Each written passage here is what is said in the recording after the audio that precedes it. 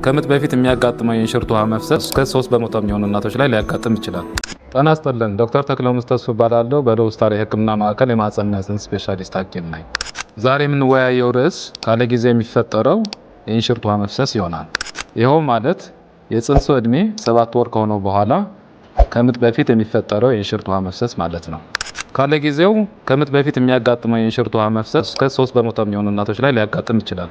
የዚሁ ችግር ምክንያቶች ብናይ ደግሞ ከዚህ በፊት በነበረው እርግዝና ከምጥ በፊት የእንሽርት ውሃ መፍሰስ ታሪክ ከነበረ፣ እንዲሁም የማህጸን ጫፍ ኢንፌክሽን ካለ፣ በተጨማሪም የእርግዝናው አይነት ማንታና ከዛ በላይ ከሆነ፣ በማህጸን ውስጥ የሚገኘው የእንሽርት ውሃ ከመጠን በላይ ከበዛ፣ የማህጸን ጫፍ መድማት ካለ፣ እነዚህን እንደ ምክንያቶች ሊጠቀሱ ይችላሉ።